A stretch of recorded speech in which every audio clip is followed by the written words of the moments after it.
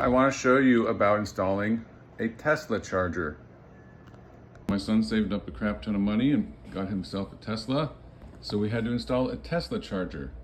So first thing I did was go to Home Depot, and second thing I did was go up my ladder into the attic, and I'll show you why, because we had to get some wire. But the reason I have my ladder set up instead of this ladder is because this has a big fat crack in it. You don't want to be using that, though I do, but I was gonna be going up and down a lot. I didn't want to be using it all the time.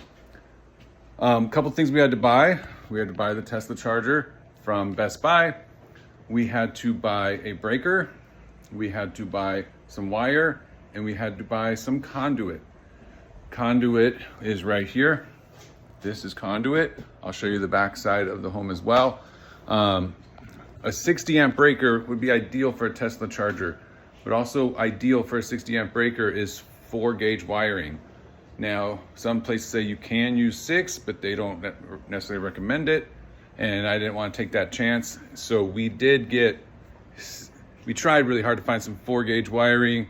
You need a hot and a neutral and two hots and a ground. You don't need a neutral wire for the Tesla charger, so it's called 4-2 wiring or 6-2 wiring because they don't count the ground.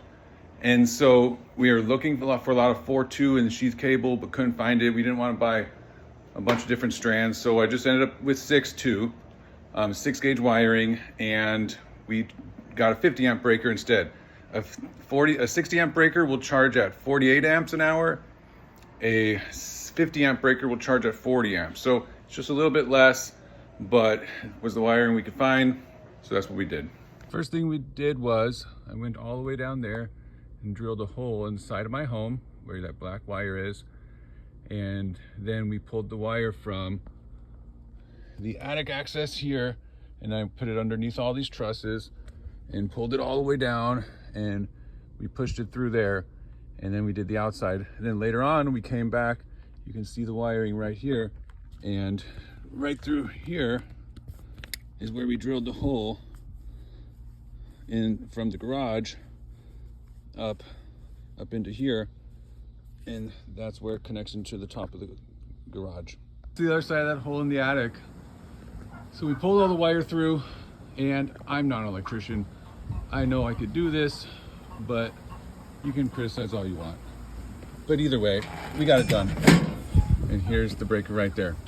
So we pulled it through, and then we put it through all these different fittings.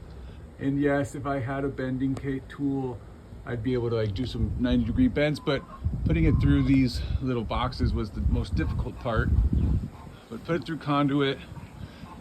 Right here was really hard, that little 90-degree. And again, yeah, it probably wasn't the easiest thing to do, 90 degrees. And then went through here, and then connected to the 50 amp breaker. Yes, it's not labeled yet, but that's it right there. Anywhere where it was in conduit, so all of this area, as well as when it comes down through the garage, the conduit was stripped and all the wires were taken out and taken out of the sheathing and put through separately. Through the attic, it still has sheathing on it, but not through the conduit. Then we pulled it down through here, basically read the Tesla instructions and pulled it down through there and set it up. Inside of this, it's really easy. Right here, you have the wires come down, they wrap around in here, and they plug into the 2 hots and the ground, put it all together, screw it to the wall, and then you play with an app and set up your car. That's basically it.